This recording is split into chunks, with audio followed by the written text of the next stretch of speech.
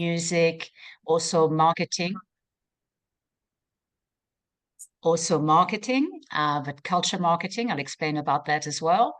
And also a career that has spanned different countries and continents, as you will see. I started in Europe and came and settled here in South Africa. So I think, Rihanna, if that's okay, without further ado, I'll just jump in. So what I thought I'll do, I'm just going to really share with you my personal experience as an entrepreneur in these various fields. As you will see, I see that some people are actually still in the waiting room, so maybe I'll just wait a little bit. Rihanna, I don't know if you're expecting more people or if I should just get started. You may go ahead, Alexa. I'll lead to the these. We still have a few, not many, that's joining. So you can go ahead and then they can just catch up. Okay, perfect. All right. So in terms of format, I will speak about my personal experience. And, there's almost like, different chapters, so to speak, in terms of either industry and businesses that I started or, different cities or countries that I relocated to.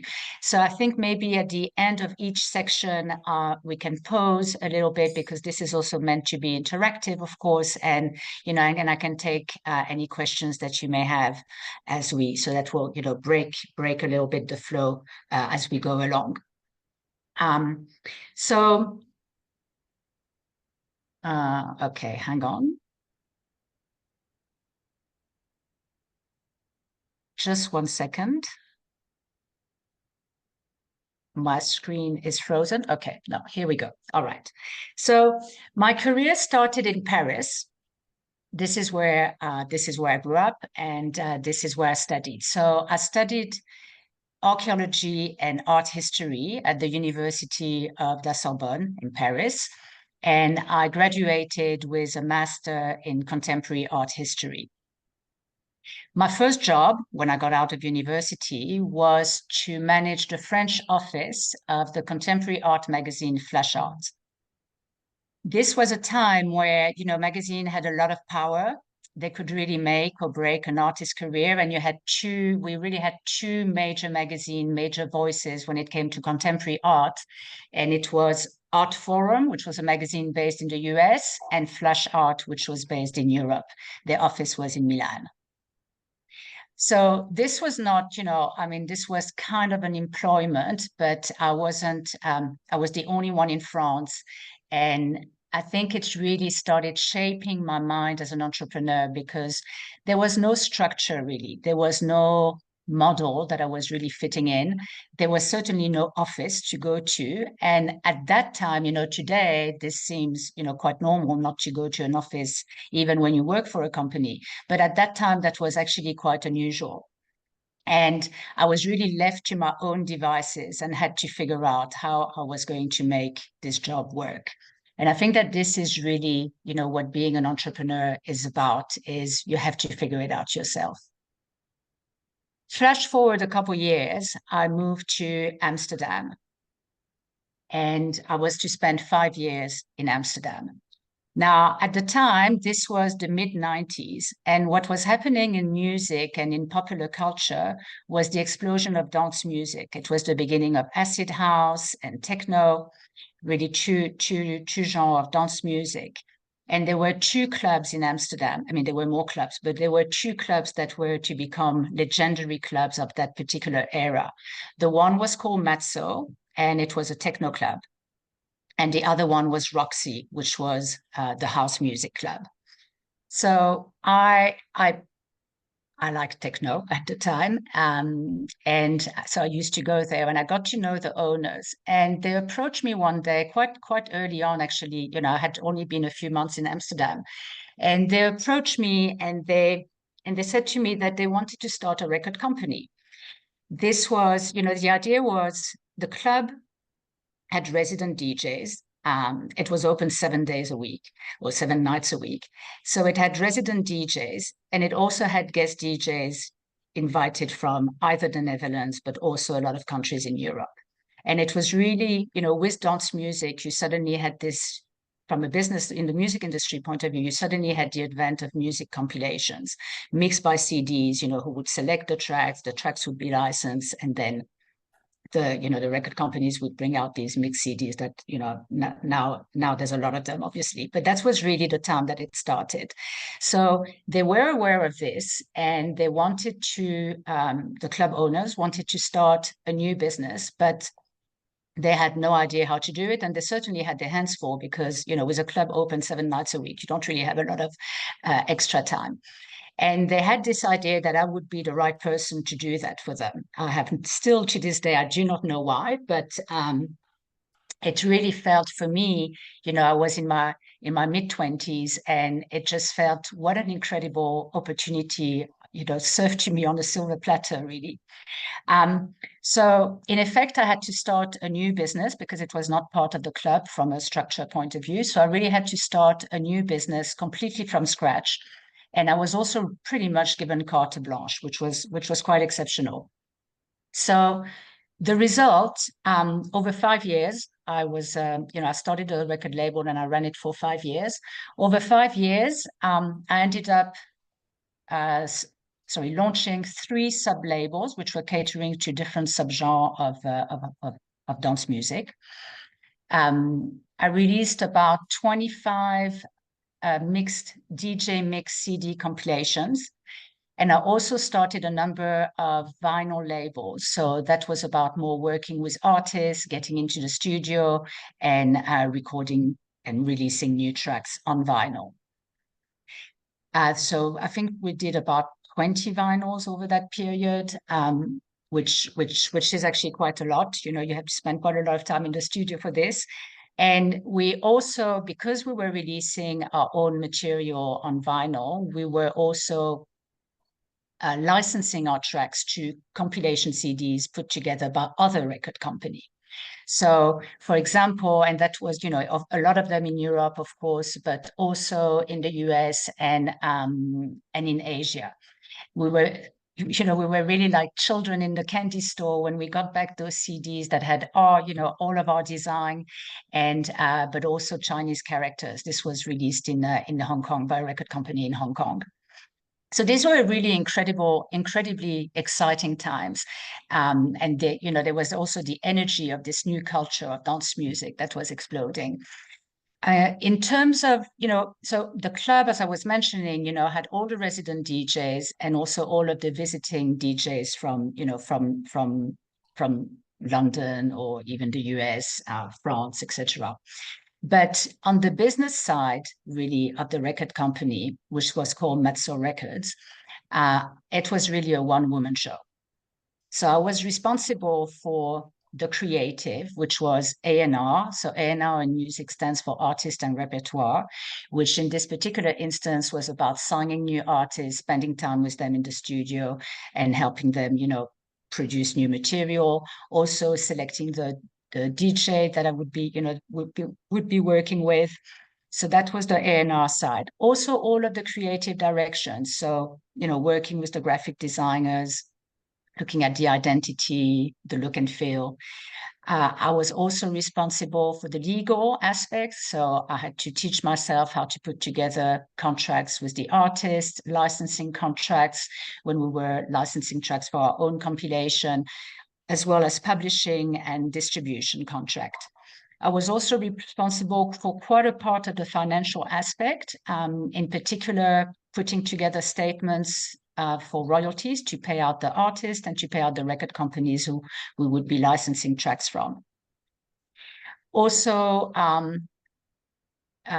what was also falling under me, all the part of the business I was responsible for. So, it was more, that's really what happens when you're an entrepreneur. You have to take care of everything, which is also the exciting part. So I was also responsible for production, producing the masters, the mastering from which you will press vinyls or cut CDs, and also all of the manufacturing, including the sleeves, the liner notes, the boxes, everything. Distribution, we were quite lucky, got a deal with a really good, with a very large distribution company. But that means, you know, in the music industry that you have to work with the sales team. So every time you have a new release, you have to engage with the team and get them, you know, get them excited about what you're releasing, because at the end of the day, they're the ones who are going to sell it. Was quite interesting when, you know, 5 years later, I moved to South Africa. I actually met people who knew our records all the way to Cape Town and Johannesburg, because there was a distribution company called Tick Tick Bang, which I was not aware of at the time when I was living in Amsterdam, that were actually bringing our releases in South Africa. And then the last part really was marketing and PR. So sending all the records, particularly the vinyls, sending them to all the DJs so that they could play them, you know, club DJs, so that they could play them in the clubs. Also sending to the, radio DJs, as well as newspaper and magazines to get reviews. And also retail. I needed to really go and speak with the people in the stores that were actually going to sell our records. So it was busy, obviously, but I think, you know, the big question was, I had studied archaeology and art history. I had, a university degree that should have actually promised me to an academic career, but I was really not interested in this. So I think the question is, you know, how do you do that as an entrepreneur? So for me, this is how I started, because I knew absolutely nothing about business in general. I had not studied business, and I knew nothing about the music the music business in particular.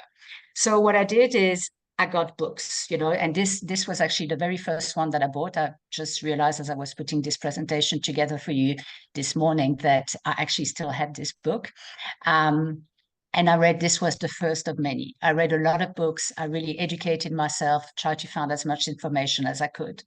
The other thing that I did is that I also got information from and advice, you know, information and a lot of advice from my peers in the music industry. So from other record labels, from other A&R people, from distributors.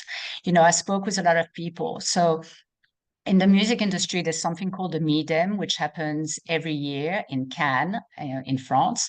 And it's a music fair where all of the music industry from all over the world meets, and, you know, they strike deals, etc. And, but I used to go there. I actually went 10 consecutive years to the MIDEM. And this is how I got to grow my network and to meet people, and then, you know, to be able to really ask for advice and share ideas. And I think that that's important, because as an entrepreneur, it can also feel lonely sometimes. And that's, you know, it's quite important to be able to have a network that you can share with and bounce ideas of, and just ask for information. And I found that people were very generous, you know, with their advice. So that really, and also, you know, something else, sorry, that I also had is I had a mentor, and that was a very important thing. The owner of the club, who's still a very dear friend of mine and who's an incredibly astute businessman, I would have 1 or 2 meetings with him a week. We would sit down. I would have status report on how the record label was doing. But I especially had a list of questions. I had a lot of questions, you know, things that I didn't know how to solve or that I had come across, all related to business. And this is really one way that I learned a lot. And I think this will, you know, take me to my first kind of advice, you know, which is educate yourself, ask questions, ask a lot of questions, and also really be clear and honest about what you don't know. Because I think when we think we know, or when we don't want to say that we don't know, we close ourselves off from growing and from really developing and learning. And I think, you know, for me, the strength of an entrepreneur is that we do everything in the business. You know, we do everything from top to bottom, from left to right. We have that completely cross-sectional understanding of the business. I used to pack the record that we were sending to the DJs as much as I used to sit at the negotiating table. You know, nothing was too high or low for me to do. I had to do it. I had to do it all. And I think that that's something that a lot of people in corporates, for example, don't really understand. And, you know, in my experience, I know amongst my peers, I know a lot of people who have incredibly successful careers in the corporate world, but they are highly specialized and they really work in silos, and they have no idea what it took for, whether they're working with a service or with a product, what it took for this service or product to get to their desk. And I think as entrepreneurs, that's really our strength.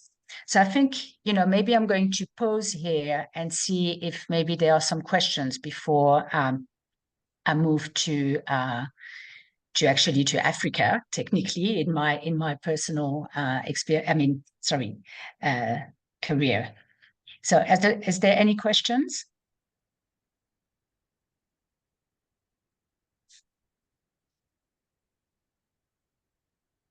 Okay.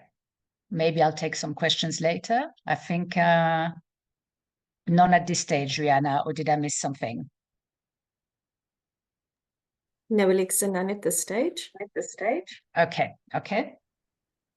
Well, hi, Alexia. I'm Jimmy. Nice to meet you. Hi, everyone.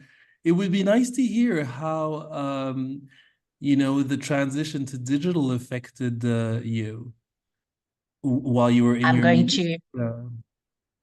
Thanks very much, Jimmy. That's a very good question. And if that's okay with you, I'm going to answer this question a little bit later through this presentation. Because at this point, so we're still in the 90s here, and the digital transition in the music industry had not taken place yet. Actually, very interestingly, when I was still in Amsterdam, so I was in Amsterdam till the end of 99. I moved to South Africa at the end of 99. There was this company called Liquid Music, and they came from the US, and they were the first. They came to visit everybody, I think, in the music industry all around the world, and they came with this new form, which was digital, and that was the very first that we heard about it, and it was in the late 90s, but it really hadn't affected the music industry as yet. So my next move is I came to South Africa. First settled in Cape Town, where I spent 3 years before moving to Johannesburg. And what I thought I would do, I came here without a job, without anything. So what I decided to do was to start a record company in South Africa, because I knew a little bit about the music business by then. And when I arrived in South Africa, there was an incredibly, what's the word I'm looking for? Very stimulating scene, very active in terms of house music. This was the time that art DJs like Fresh or Skido, Glenn Lewis, where it was really their time on radio and in the clubs. So I started I started with launching a compilation series called What's Fat Pussycat, and the very first one was actually mixed by DJ Vinny Da Vinci. This ended up being a whole series. There were 5 of them, mixed by various DJs. And I actually started a record. I started with a compilation, and then I started a record company, which is called What's Fat. I was very close. So I got very close to, because obviously I didn't know anything about South Africa. I didn't know the business. I didn't know anyone when I arrived, but I got really close with all these DJs I was mentioning, with Fresh, with Skido, with Glenn Lewis, Vinny Da Vinci, and a host of others. And that was really my entry point into the South African music business. Unfortunately, I was based in Cape Town for 3 years, and really at that time, the business was definitely in Johannesburg, not in Cape Town. Ended up, the last year I was in Cape Town, I was actually spending 1 week a month in Johannesburg, because everything really was here at the time, and that's why I ended up moving. So I was really focusing on compilation CDs with DJs at that time. What I found when I came to South Africa is that there was a very alive and kicking market for cassettes as well, which I had never done in Amsterdam. and never released any cassettes. But we released everything in double format, CDs and cassettes. But what I did not do was to start a vinyl division and working and signing artists, which leads me to just sharing probably one of my biggest regret at the time is because I didn't do that. And I was only licensing already released material for compilations. I was approached by Black Coffee, who at the time was not known as Black Coffee. He was part of a group called Shana, and they were based out of Durban, I think, at the time. And he approached me to sign him to What's Fat and work with him and develop his career as a music producer. And I couldn't do it because I wasn't working, with artists directly, and I didn't have, the setup for studios. But obviously, knowing, what's happened with Black Coffee's career, that's really a big regret of mine. But I was releasing these What's Fat compilations, specifically house music, hip hop, and Kwaito, and which for me was really new. I was just discovering Kwaito and really enjoying the uniqueness of it. And I also had signed a big international label who was, they're still around, but at that time they were really important in the electronic scene, and it was a label from Germany called K7. My model was really similar to the one I had in the Netherlands. I was lucky enough to sign a deal for distribution with a major company, which was EMI. So they were looking after my distribution, and otherwise I was taking care of every other aspect of the business. So the A&R, the creative directions, with the working with designers, the legal, the production, the manufacturing, the distribution, the marketing, the PR. I did absolutely everything. But very early on, and particularly because in music you need to manufacture, you need to manufacture, at that time particularly, because it was before digital, so you needed to manufacture before you could sell anything. So that meant that you needed to have quite some financial backbone in terms of outlay upfront. So I just needed a cash injection. I needed an investor. And the person that I approached was quite open to investing in the business, but they asked me to produce a 3-year cash flow projection.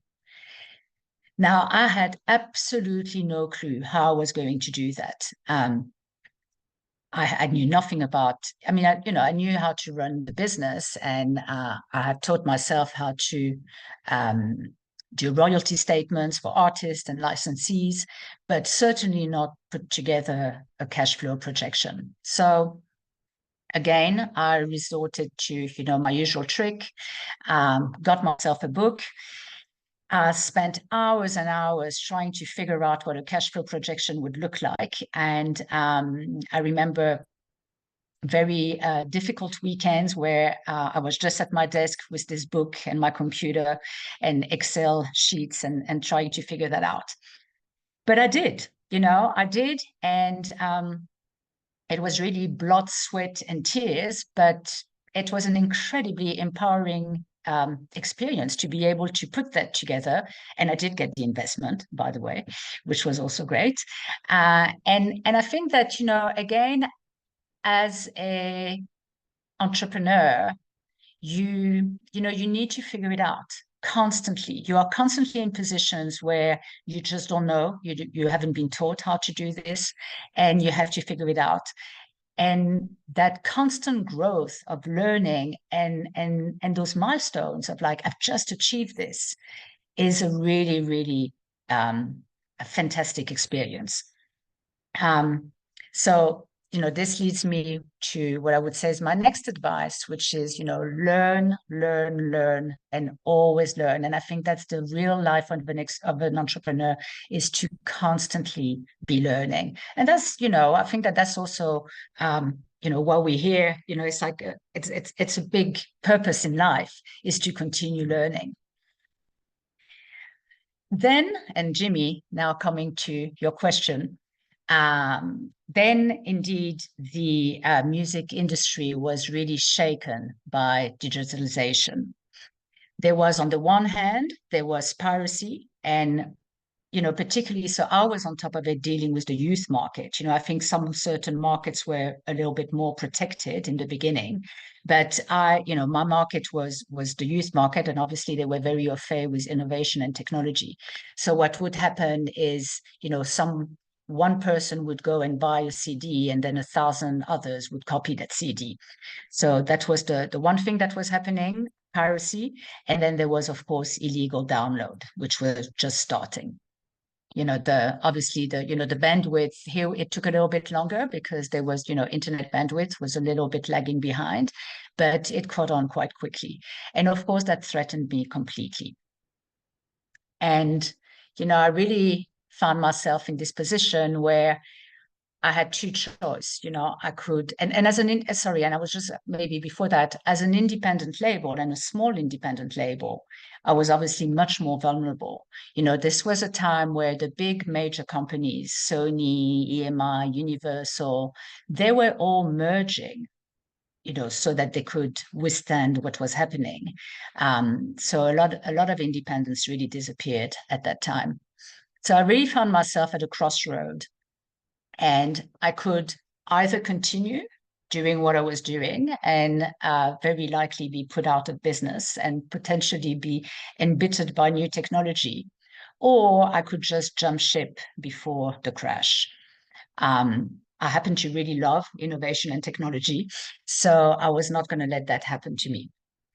But it was hard, I really had to think very hard of what the next move would be. Now, what was happening at that time is that so maybe first to start with, so I really had to think about what is it that I have, and I'll just introduce that, and maybe I'll see if there's a few questions before continuing. But the market, the target market of What's That Records was essentially affluent Black audiences. And this was a time where a lot of brands in South Africa wanted to connect and they wanted to talk with that market. They actually used to call it the mass market because obviously, there were the numbers there, but they hadn't really spoken with that market before. So they didn't know how to do that. And I just felt that there was a great opportunity there. So maybe before I moved there, because I'm going to move away from the music industry and I'm going to shift to the marketing agency, to the marketing industry. So maybe if there are a few questions that are still related to music, I could take them now, or to anything that we've spoken about till now. I'll just pause for a second. Hi, it's me again. I just, it's always interesting to hear about obviously, when that digital revolution sort of happened, how you had one side that, was like, nah, this is never gonna happen, it's ridiculous. And then obviously, it happened. And sort of maybe you can give me, some insights, because we're constantly trying to bring new things and do new things with with tech and music, and there's always a side that's like, it'll never work until it does. So I guess some insight on kind of how to deal with that, or at least how you dealt with it, or if you experienced that too, or if you saw some people get left behind because of, what I mean, just kind of maybe, because I think those sort of things keep on happening, and when big changes happen, those who have been doing the same thing for, sort of like the dinosaurs, don't want to kind of, move forward until it's until it just kind of takes them over. So I just kind of want to understand, what was going on around you at that time, and some of the things you might have noticed, maybe some insights, into that sort of thing. Sure. Thank you for this question, Jimmy. And I see that there's a few other questions. So I'll first answer before taking the next ones. But look, in the music industry, it's really quite interesting. Look, for me, it was quite radical. And I saw my sales dwindling I could literally see it happening. So that's why I decided to change industry, because I just realized that I wouldn't have the, I didn't have the financial backbone. I wasn't a major record company like a Sony or, or an EMI, and I was not going to be able to sustain that shift. But I'll tell you something that I think is quite interesting in terms of new technology, and in particular in the context of the music industry. New technology has always shaken the music industry, and it's always found its feet eventually. So it's just about being able to wait and potentially change the format of what one is doing, and particularly income stream. So I'll just illustrate. Back in the days, musicians used to make money by coming to the radio stations and performing at the radio stations. So I'm probably speaking about, I could get my decades off, one or two, but, let's say like the 1920s, etc. So this is how they would make an income, a living. They would come to the radio station, they would perform, they would get paid, they would leave. Now arrives the new technology comes along, and it's the invention of the vinyl record. Now the radio station, they buy one vinyl record, okay, maybe two, maybe they get one for their archives, and this is what they play. Now the musicians were up in arms because the source of income was gone. They would, and at the time they didn't even really make money from, radio play. So then this is what happened. It got legalized is not exactly the right word, but there was a structure that was put together, and just like, okay, so radio stations are now getting, they're buying vinyl record, but every single time they play a particular song by a particular artist, they will have to pay a royalty to that artist. So now the artists are making a lot of money from the sale of their records, and this is how they make money. Fast forward to end of the beginning of the 2000s. Now people are starting to download illegally.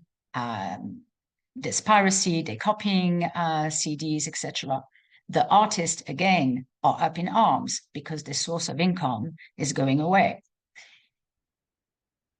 And at that time, they were doing tours to push the sale of their records. That's how artists used to make money.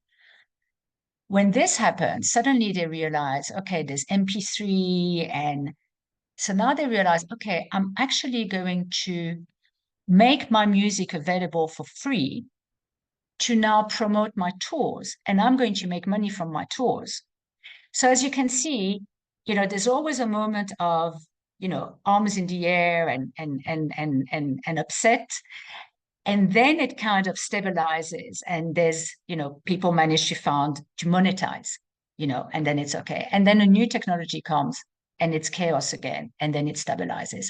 So I think that's, the music industry really illustrates very well how new technology just comes and just change everything, but things fall in place in the end. So I think it's just about being astute, being patient, and just shifting the business in a way that that it makes business sense, and that one can make a living out of it. I hope I've answered the question well. Now I think I'm not exactly sure in which order it came, but I think Smilo, you have your hand up, or Smilo, I'm not sure if I say your name correctly. Hi, Alexia. It's Hi, Milo. Smilo. Hi. Sorry, Smilo. Do you mind just Yeah. briefly introducing yourself before you ask the question? Will do. Hi, Alexia. My name is Milo Kosa. I'm based in Joburg, South Africa. One of the top 40 promising businesses that were selected for the program in Uvu. And I'm in the grassroots and gaming ecosystem and businesses here in South Africa as a media company.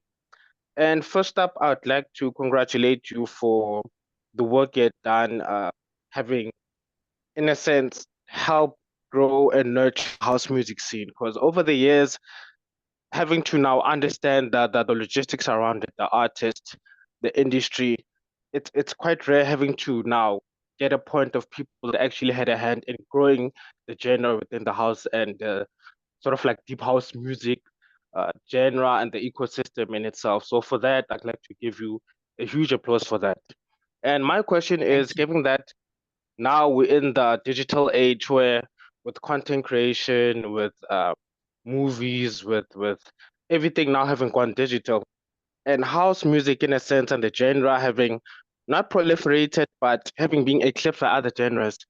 How is it now where in the case of likes of myself, whom still love house music and deep house, want to, in a sense, get licensing around sort of like the songs, but the catalog itself not having a backlog of most of the catalogs that's spoken about from artists or DJs that were proliferated and huge within the early 2000s and mid 2000s.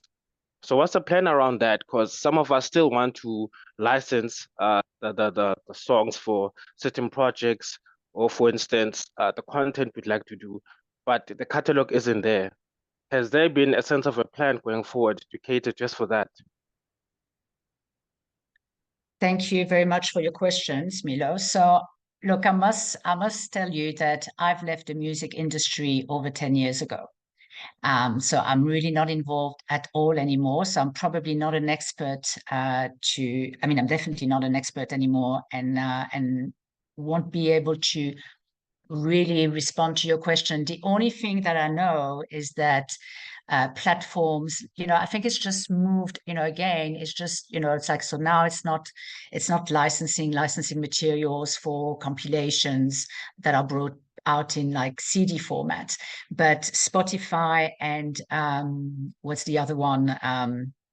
Okay, I've got a blank, but I'm sure you know which one is the other platform I'm speaking about. So I believe that they are now doing those compilations. They are licensing. They are actually paying quite a lot. They're putting quite a lot of money into this, and I think it's just really changed platforms. I hope this answers your question. Thank you, it has. Thank you. Thanks, Milo. And then Stephen, I see you have your hand up. Hi, Alexa. And everyone, good to see you. It's been a minute, but yeah. First of all, thank you so much for the presentation. And as you were answering to one of the questions, you said you had to develop tools in order to encounter the change in technology. I like that point mostly because now we are going. First of all, I needed to introduce myself. I'm Stephen Ngomba. I am an animator based in Malawi. I run a studio known as Atlantish Animation Studio. So that's that.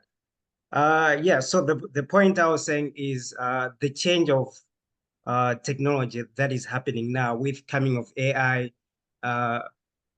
We are just getting hold of the field of animation and film in Africa, and now there's this transition already of AI, and we need to catch up to develop new tools.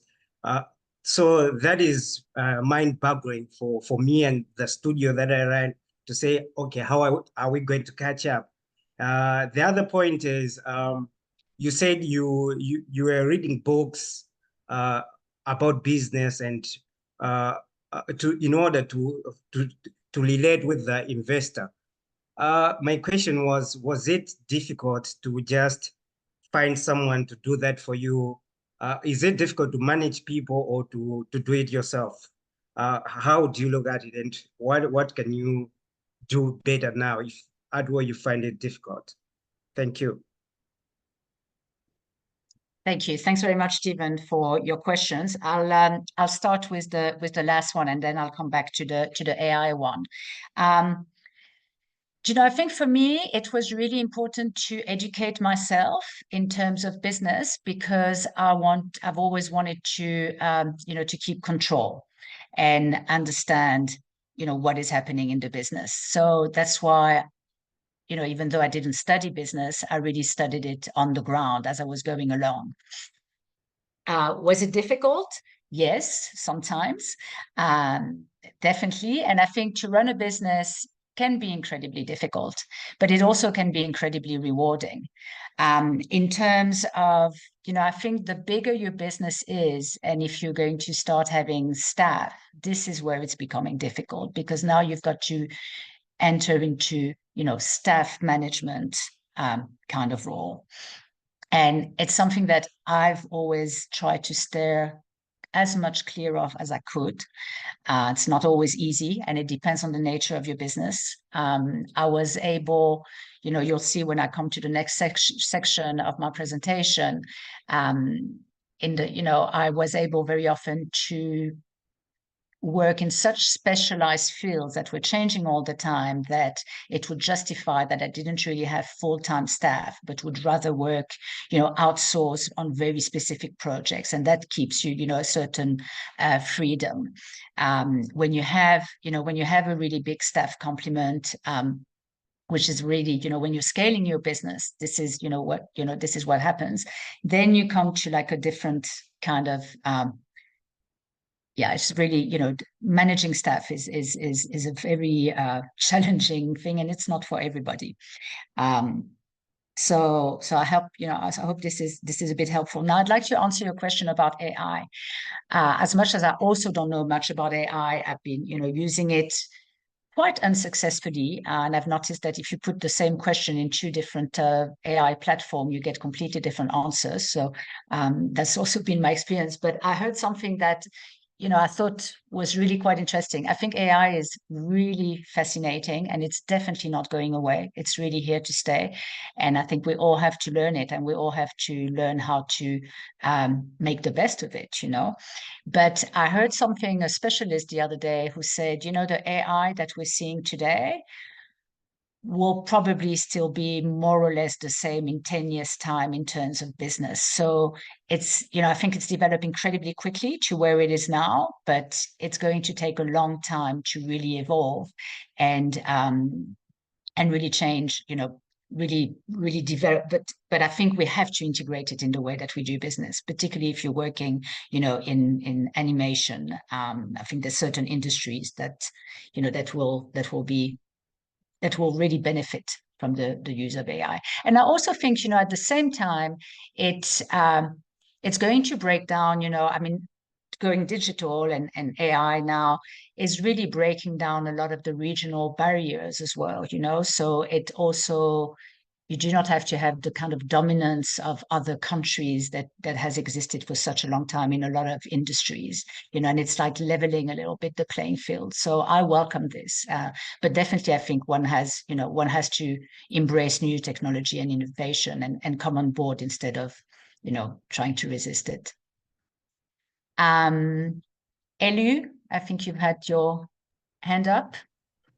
Alexia, thank you so much for speaking today. My name is Elu. My business is EBK Studios, and a part of the business model has a record label built into it. And we've been open for about, as in recording and bringing in artists, for the last 2 months. And I've been a music producer and a film composer for the longest time, but I've always worked one-on-one with artists. And part of what I'm learning now is the politics of personalities, by having a lot of artists all working together and collaborating. And it's proving to be not as simple as I wanted it to be, in the sense that you can have someone who's really talented, but if they don't get along with the rest of the group, they start to become a distraction. So I just wanted to know what was some of your experiences in that regard, in getting your artists and your producers to work together. And also that I'm a big advocate for that book you showed earlier, although this is the 10th edition though, so.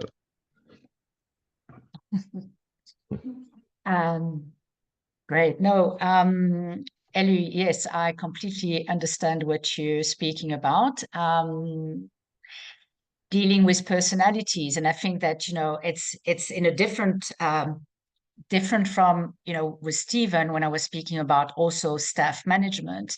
Now you're dealing with artists and trying to get them to work together.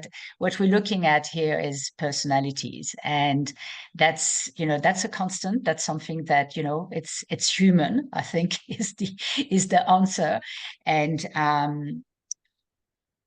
short of trying to just be very diplomatic, and I don't have much of a further advice here, because it's not easy. It's not easy, and it's there's a lot of, it can be quite competitive between artists on top of it, and and just like needing that attention. So I would just say, nurture, nurture, nurture. That will be my advice. Yeah, because sorry to jump in, but on one hand, it's No, sure. almost like you want to create a very creative environment, right? So you don't want it to be too structured, and you don't want to feel like the boss, because that's going to hamper their sort of like raw artistic capabilities. But at the same time, you have to create a system that functions in a very fluid way. And it's just the level of the business that I just wasn't expecting to be so kind of tricky to deal with. But I suppose you're right. It's just a human thing, and you have to be abrasively I think it's a human diplomatic. thing, and it's kind of heightened very often in the artist and creative space. So you just really have to put your, as I say, nurturing boots on, and and try to really get, manage people and get them to, to work well together. Because when artists work well together, it can be magical, So good luck. Good luck with this. I'll take one last question before I'll just carry on. Chimwemwe and Rafik, you have your hand up. Good morning, Alexa, and good morning, everybody. Once again, thank you for this masterclass. It's really informative. I guess the question that we have, one thing we noticed about you is that throughout your career, I don't know if it's a superpower, but this ability to adapt. I mean, you studied archaeology, and then you ended up working in Amsterdam after going to rave clubs, which is, like really cool. And then you moved to a new continent altogether. So I just want to ask, how are you able to easily adapt, especially in the face of failure? Because I know for a lot of us here, we are doing businesses but studied something totally different. And sometimes we have this fear of failure and starting from scratch, because our businesses are our lives. We don't want anything like this to fail. So how are you able to completely adapt to the challenges that you have faced throughout your career? I mean, you've done amazing things throughout your career, and yeah, so I just want to find out like how were you able to do that? Maybe we can learn something from that. Thank you for the question, and thank you for the kind words. So look, I think I want to dispel an impression. It probably sounds like, I'm doing this presentation, it looks like I'm gliding easily from, one career to the next, and there's a few more coming as I will continue the presentation. But easily adapt is not really the right word. I think, every time you reinvent yourself, and it's true, I mean, I've noticed this after a while, is that I have indeed reinvented myself quite a few times, and adapted to the environment. But it's always like a new birthing, and it's not easy. It's quite a difficult transition, but incredibly rewarding. So, so I think it's really about that. Failure, I was going to speak about failure later, but I'll speak about it now. I think as an entrepreneur, you have to be open to failure. I remember when I was still a teenager, and I was reading a play by this famous writer. I can't remember the name now, but there was this sentence that really hit me, and it said, fail harder. And you will find that as an entrepreneur, you learn much more from your failures. They are much more valuable to you than your successes. And it might sound, counterintuitive, but you really learn from your failures. And it's always about, picking yourself up and just carrying on. You have to, you just, for me, I think what was, I had a driver, and my driver was always I want the freedom of working for myself. And that's always been my driver, you know, so it's all about, you know, find your driver and just pick yourself up in the, you know, you are going to fail now and again. It's like, this is like sounding like doom, but we are all going to fail now and again. It's not, you know, I think the road to success is paved with failures, and it's about embracing them and just carrying on, you know, taking the learnings every time and carrying on. So I'll just thank you for the questions. I'll just carry on to the next section. So I think I was just saying that, you know, I had noticed that the target market that I was speaking to with the record company was the target market that a lot of brands wanted to speak to at the time, but they had no idea how. And so I came up with this idea that I was going to use culture and lifestyle and it was the beginning of experiential marketing. So I was going to use culture and lifestyle to connect brands with their specific target market. So I'll just show you a few examples so that you get a sense of what it looked like. So for example, with Virgin Mobile, we created this at that time, Virgin Mobile, their main property was, so their alignment in terms of their marketing was fashion. They were a sponsor of the Cape Town Fashion Week, and they were releasing all of these fashion phones. So they approached us to help them. And what we did is we created what was at the time the first mobile store in a, you know, design in a shipping container. You can't really see too much, but basically you pressed a button and the shipping container opened in two, and you had kind of a glitzy store inside. We had a permanent display of their fashion phones on board. We had a Lulu coffee shop. At the time, there was Vida Cafe and there was Lulu. I don't know what happened to Lulu, but they kind of disappeared down the road. But we had Lulu. And then what we did is we approached local fashion designers like Black Coffee, Craig Native, and a host of other designers at the time to design exclusive pieces that we were selling in the V-Pop. It was called the V-Pop for Virgin Mobile pop-up store. We launched here, this picture is taken at the Cape Town Convention Center. We launched during Cape Town Fashion Week. And for about a year, we took the V-Pop throughout the country, popping up at really trendy spaces. Like we were at Camps Bay, we were in Parkhurst and Rosebank in Johannesburg. And we also had, obviously it was linking to their marketing. So we had staff on board who were also signing up new customers to Virgin Mobile. So that's, that was one of the campaign we worked on. We also worked with Adidas Originals. It was really very much the beginning of photo booth and selfies. It was really just starting. There was, we had Facebook, but we didn't have Instagram yet. So we took this old VW bus and converted it into all originals bus. It was quite an exciting project. We had like super cool upholstery inside also, and we had an onboard photo booth.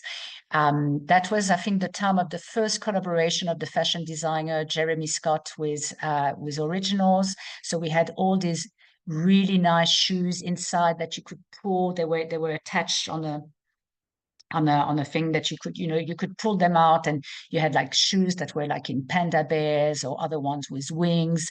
They were all like really crazy accessories, and there was an onboard photo booth, so you could take pictures. There was a bench, and you could take pictures with all your friends wearing those Jeremy Scott Adidas Originals. And then you upload the idea of the Adibus, it was called the Adibus. We also ran it about a year throughout the country, and we were popping up at music festivals and nightclubs. And so music festival goers and clubbers were invited to come on board, take their pictures with their friends, and then upload them on Facebook. And then there were prizes to be won regularly. So this is what we did, you know, so that's really how we, and it was really, as I said, you know, the beginning of social media, the beginning of selfies and word of mouth, really, which leads me to just a last example of the work we did. So just, you know, in terms of timing, the time of this project. So we created a channel called the Fat Set. And what it was a network of influencers that we had identified. But, you know, this was really early on. This was before we were speaking about influencers. It was trying to think the time. This was the end of the 2000s. And we had this network, and it was for brands to use this network of influencers to seed new products. So we worked, for example, with Vitamin Water, which was one of these first flavored water. The rapper 50 Cent, he was part of this business. I don't really know what happened to Vitamin Water. I think they still have a little bit, but I think they've been absorbed by another company. But that was, you know, one of the brands that we work with. We worked with Nokia. That was when Nokia was really cool, although I'm hearing that they are making slowly a comeback. But this was the time that the N series was really like the top phone in terms of media, multimedia. So we seeded that. We also worked with Tom Ford with all of their fragrances that we were seeding into this network of influencers. So we did really, really interesting work. But I think, and maybe this answers a bit some of the questions that I've had, is, you know, again, sorry, I'm just going, Rihanna, I can see, oh, okay. I think, yeah, there was someone trying to enter. You know, so again, how did I pivot? Because, you know, I came from art, I came from music, but I really didn't know anything about marketing and advertising. This was a really new industry for me. And I think that, you know, maybe there's also a bit of a personality thing, you know. I think I don't like comfort, unfortunately. And, you know, I like to challenge myself, you know, and I like to start new things, and I like to start from scratch. And I like to find myself in this position where I do not know and I have to figure things out. So, you know, so I read books. I read a lot of books. It's just a, you know, quick shot that I took of my bookshelf here. There were more, and I just really tried to get up to speed. And it was exciting because it was also the beginning of experiential marketing. There was really something new happening in marketing at the time. What I did find, though, is that the professionals in the marketing and advertising industry were far less generous with information, sharing information than my peers in the music industry had been. It was rough. It was a much harder industry. It was much more competitive and not necessarily in the most, you know, pleasant sense of the word. Competitive can be good, you know, competitive pushes you. That's something, Edu, that you can have with your artist in a way, you know, like a healthy competition where they want to excel and they work well together and you know, and the level just keeps going up. But competitive can also be quite toxic. And I found that the marketing and advertising industry was incredibly toxic. But, you know, so I decided, and I think particularly for that reason, you know, as much as I enjoyed the work that we were doing from a creative point of view, I enjoyed the campaigns, I enjoyed the ideas we were selling to our clients. That was exciting. I really didn't love the type of relationship with the corporate clients. I did find it very abusive. I didn't really enjoy working with their products. And so I valued it as a really, you know, I call it like I almost, for me, I felt like I got my MBA on the streets, you know, working with all these big corporate brands. So that was really exciting.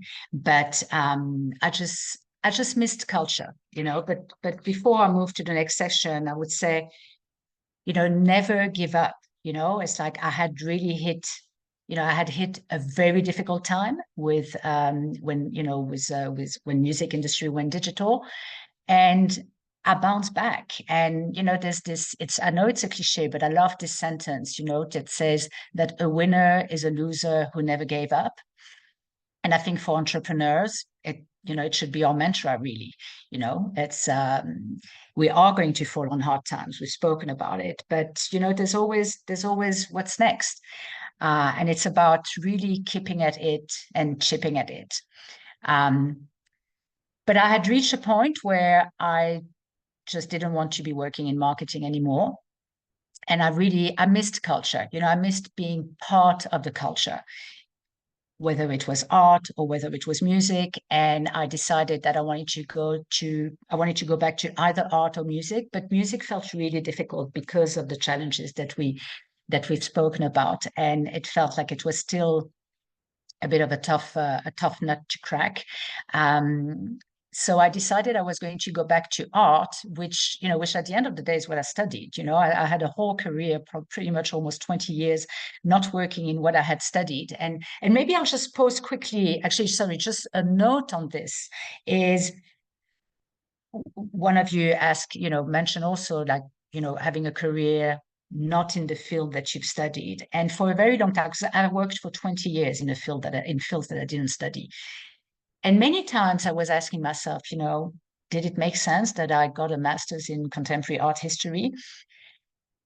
And the answer for me was actually yes, because even though I didn't work in art at that time, what it taught me to get a master's is, I had to choose a topic and I had to write 100-page about that topic. So what it really taught me was to be, was to be really precise, was to really focus, was to be committed. So there were life lessons in actually putting a master's together, completely irrespective, of the topic and whether it was a field in which I was going to be, working. But as it came, I actually ended up working in art again. And so I decided, I wanted to work in art, but also it had to make business sense. So that was the challenge, how was I going to work in art and it made business sense? And also I'm not an artist at all by any stretch of the imagination. I've always been on the business side of things, as you've probably seen. But I work very well with creatives and I love, I love culture, I love art, I love music. And I just realized that there was probably an opportunity in starting an art advisory. And what that means, what an art advisor does is working with collectors.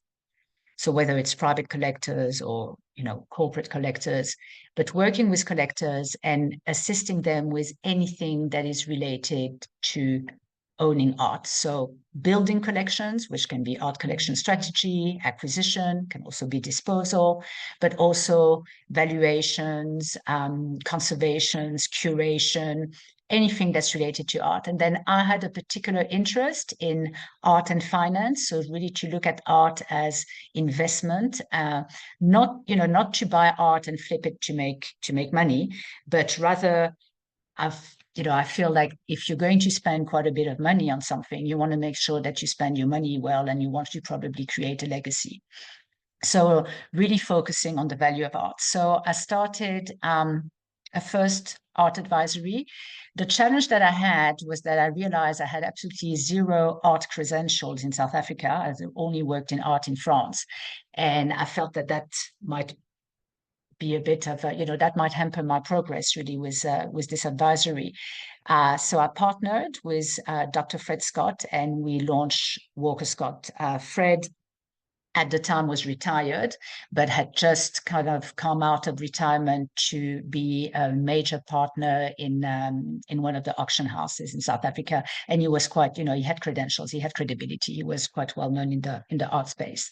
So we started Walker Scott together. We ran that for a few years, and then I think it was really time for Fred to retire. So I went solo and started Walker Art, which is the business that I'm currently running.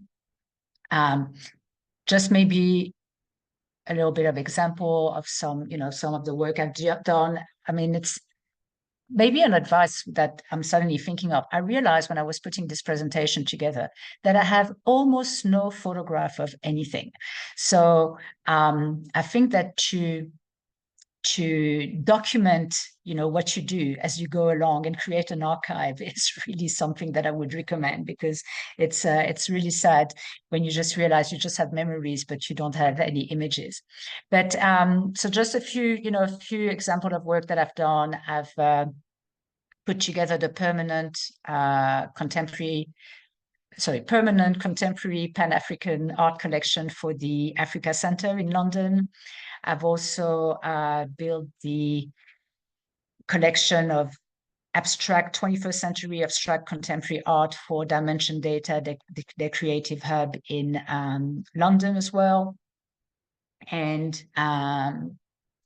okay, I'll just move to the next slide. So I've been an art advisor for 10 years, and I've been working with some very big corporate brands and some very big private collectors. So it's, as I said, difficult to show any images on this, but maybe just what I'll share is, maybe just a word also on marketing. How do you market a business, and especially if you don't have like big budgets. So for me, I always found that, and I tried to capitalize, obviously, on the work I was doing for other brands when I was running What's Fat as a marketing agency, and try to apply the same for me. So there's been quite a collaboration between fashion and art. This is a Louis Vuitton bag, which the Louis Vuitton invited the South African artist Nicolas Slobo to collaborate on. And so I partnered with Louis Vuitton. We did an exclusive dinner for their 5 top customers in the country, and of course I came with the artist, and and that was really like a way to position also the work I was doing. I'm also a firm believer that the more customers, the more your potential clients, the more they know about what it is that you are offering, the more they are likely to get interested, and the more they are likely to want it and potentially to collect it. So in the context of art, I would say, the more collectors understand about art, the more they're likely to want to buy it, the more they're likely to open their wallet. Just think about, wine.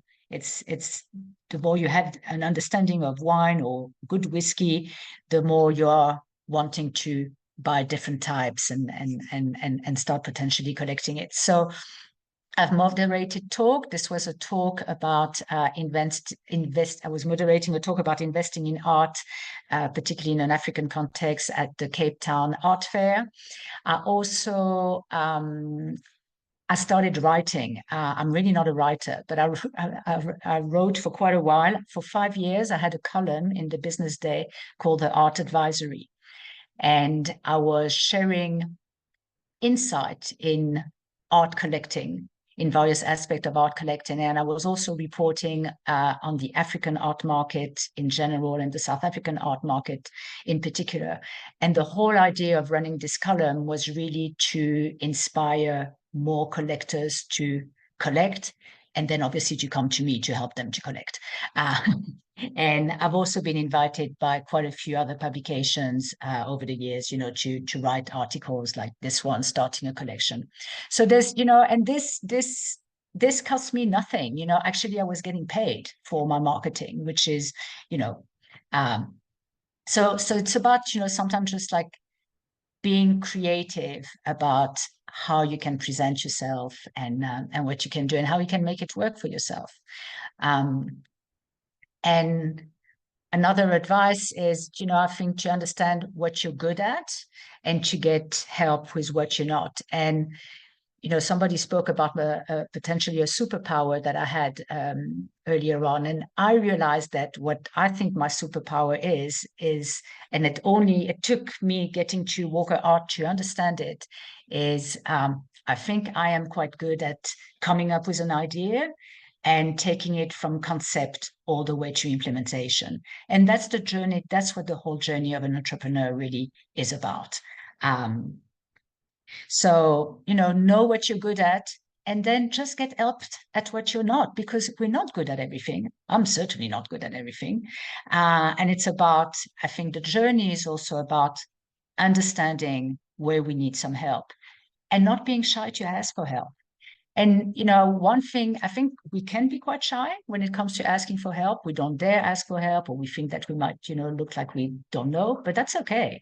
You know, I think it's really okay not to know. And what you'll probably find is, you know, if you go to someone and ask them for the advice, that's really like a compliment, you know, it shows them that you think that they might know, you know, so they'll probably respond, you know, respond well. Now I'll just tell you about one last chapter of my journey as an entrepreneur. So then COVID happened, and it was quite unfortunate because I had just gone solo and I had just launched Walker Art literally 2 months before we got into lockdown. So, but an acquaintance and I decided to use the kind of extra time, you know, that COVID was affording us to start a startup. We were going to use technology to help collectors understand and manage the value of their art. And we were going to design a platform that was really keeping the collectors of African art in mind, because there was nothing like this. There were a few platforms, you know, that were helping collectors with managing their collection and understanding the value, but definitely nothing for collectors of African art. So, sorry, I have a cat here. And so my partner was, my partner is an actuary. She used to be a MD at Old Mutual. And I was the art advisor. So we came with, you know, that was like a perfect match in terms of skill, expertise, experience. We were really bringing two completely different complementary set of skills to the business. And we were actually accepted in an incubator and accelerator program, exactly like you are. And I must say it was an absolutely fantastic experience. And for me, the spirit of startups was completely new and completely exciting and really stimulating. But particularly, you know, I had started like maybe 4 businesses before. They were basically telling me to do things completely differently. And that was really exciting. They really, you know, threw the idea of starting a business over its head for me. So in my experience, every time I had started a business before, I had spent hours and hours, you know, developing a range of services or a product. I had spent hours and money hiring, you know, graphic designer to come out with a logo that I felt really strong about. But at the end of the day, so I spent a lot of time designing the business. And when I would feel this is perfect in my head, or, you know, close enough to perfection, then I would go out to market. But now with startups, what they teach you is completely different. They teach you bring the product out to market as quickly as you can. You don't need a logo. I mean, we didn't have a logo. I don't even know where this comes from, you know, but I would not be seen dead bringing out a company looking like this. But I did. And I think, so the idea of the startup is bring out your, you know, just launch the business as quickly as you can with all of this imperfection. You don't even have to have a full range of services. You just need 2 or 3. You can start, it's, you know, good enough. And then get the market, you know, get your customer to loop back to you and to feedback, and then keep tweaking as you get that feedback, keep changing to accommodate, you know, the feedback that you're receiving.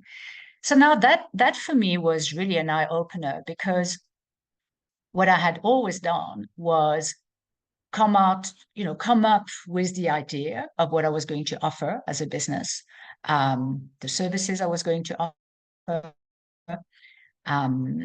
or the products when it was, you know, with music. And this was it. This was, you know, this was this was a finished product. It was closed. And then, you know, you throw it in the market and you just really hope very hard that people are going to want it. So this for me was really, a great learning curve, which is, stay open-minded and listen to your audience. And it's about listening carefully. Maybe what they want is something slightly different to how you had conceptualized it, or presented in a slightly different way. And it's not about, giving up what we're, it's not about giving up who we are and what we want to do or how we want to do it, but it's just about, listening to what people want, so that we have a better chance of connection with what they want, and that we have a better chance of success. And I think I'll just finish with, an analogy. But probably most of you have been to parties or to clubs where you have the DJ who comes with their playlist and their box of records, and they are playing with their head down over the DJ, the mixing table, and they do not look up. They do not look up at the crowd. They have no idea if they've cleared the dance floor or if people are really, dancing to what they're playing. And I think that's, we don't want to be that DJ in business. We don't want to have our head down. Thank you. So I'll finish on this, and I'll take any questions if there is.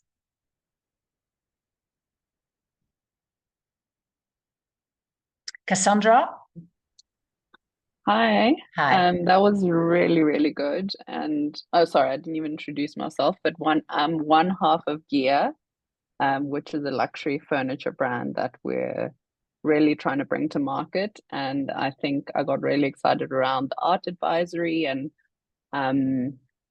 basically creating something that people really need.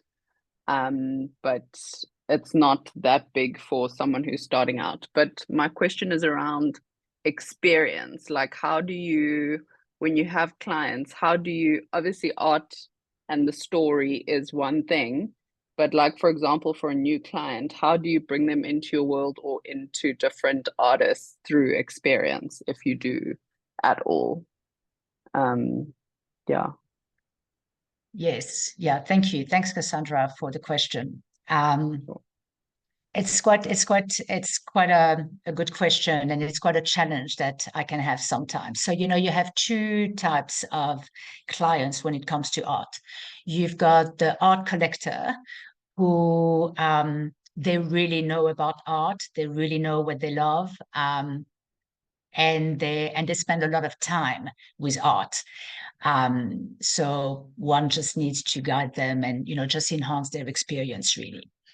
But then you have a lot of people who, they're just art lovers. They would like to have a few pieces on their walls, but, they don't know much about it. They really need direction. And particularly, they can't really project themselves. So what I mean by that is, if you show to the art collector an art piece, or if they even go to a gallery, they can, they just get it. They just get, I like this and it will look good in my space. Or, you also have collectors that actually just put everything in storage because they don't even have space anymore. I mean, they're that much as, committed collectors. But you have all this other potential buyers for art who just want a few pieces and can't really project themselves.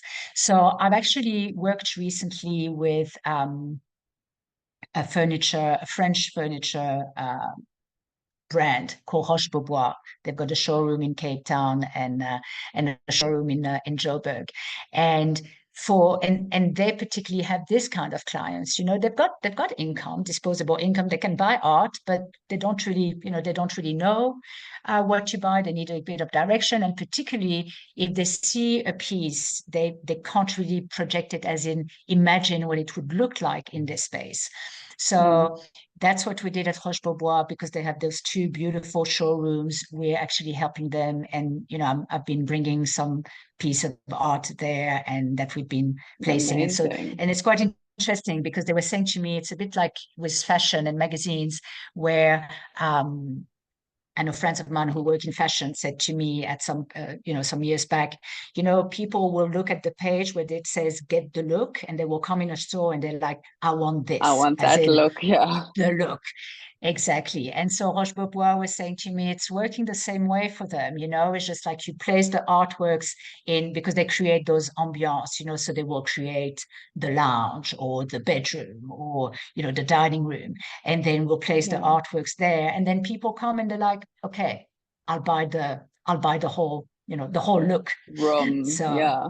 Okay. Yeah. Okay, cool. So yes, you need to understand how people are going to understand it, because I've realized this has happened to me many times actually throughout my career, is we visualize it, we understand what we're trying to sell, but then you realize that the person on the receiving end, the potential customer, actually doesn't see it, doesn't get it.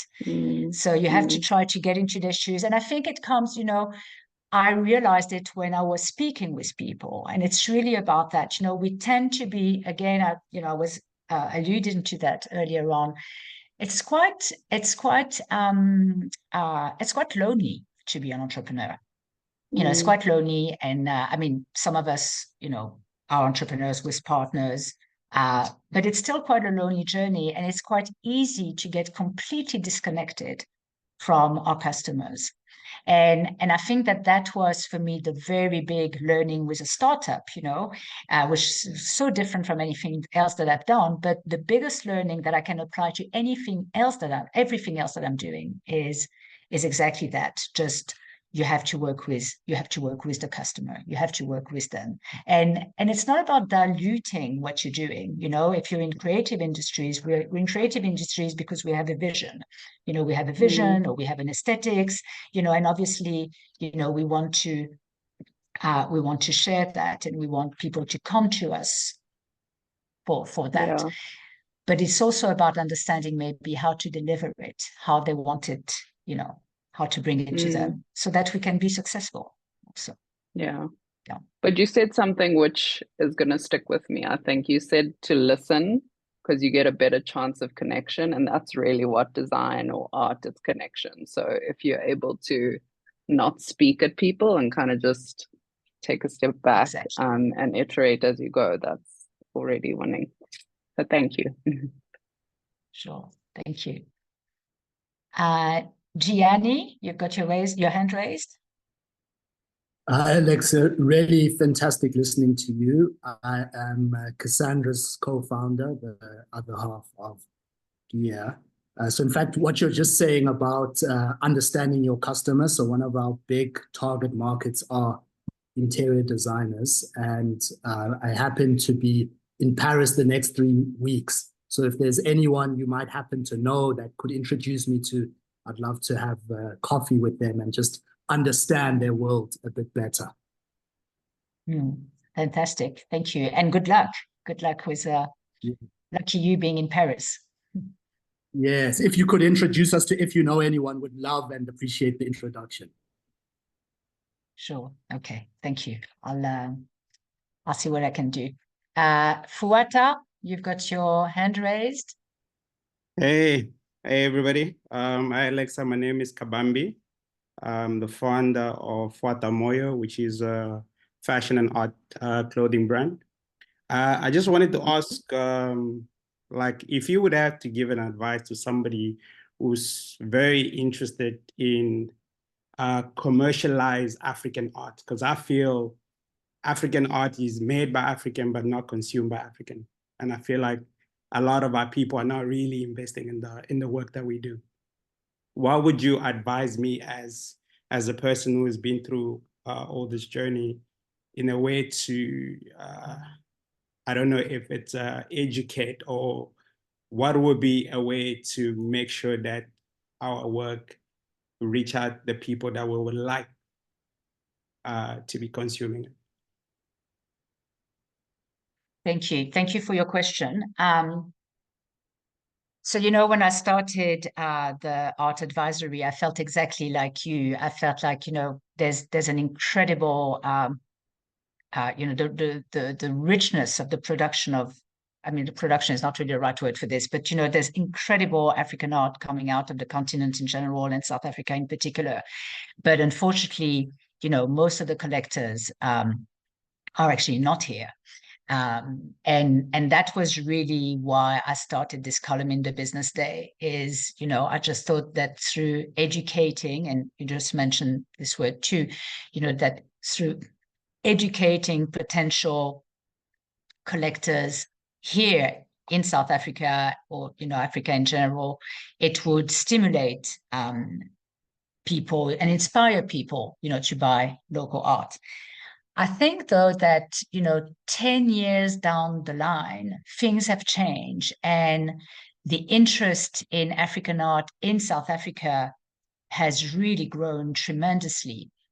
And I think testament to that is the number of art fairs that we have. So, we have the Cape Town Art Fair and Art Joburg, which maybe cater at quite the top of the market, but we also have in Johannesburg. So I don't know, I might have missed where you are based, but in Johannesburg there is also the Turbine Art Fair and the Latitudes, that cater to a more affordable range, of art.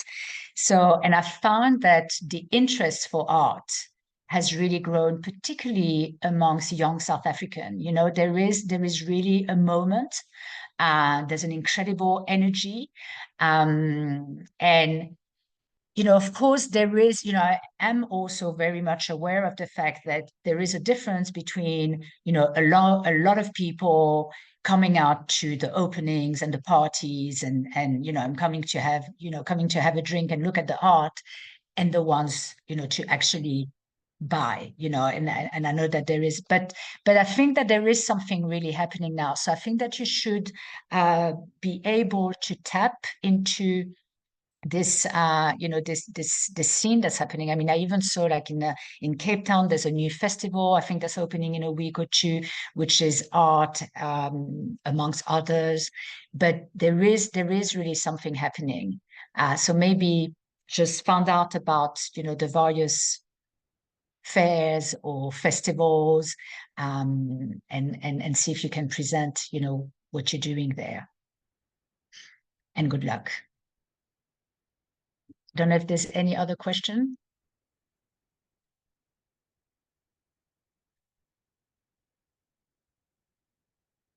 Okay.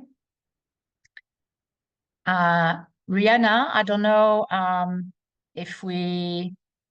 what is the way forward here? If there's no question, I think maybe just like one last thing that I want to say is, congratulate all of you, for being part of this cohort, and for being on this journey of entrepreneurship. You haven't chosen the easy the easy road, that's for sure, but you have chosen the road which I think really can give the biggest reward by far. So, enjoy it, enjoy the journey with all of its, moments of celebrations and moments of turmoil and, soul searching. It's an incredible journey. I know that I could never have done it any other way. And I'm sure that, it's probably the same for all of you. So I just really want to wish you good luck. Rihanna, I don't know if there is anything else. I don't think there's any more questions at the moment. Or if we can just. Hi, Alexia. I don't see Yes. anything more in the chat. No, there isn't any more questions that I can see. Okay.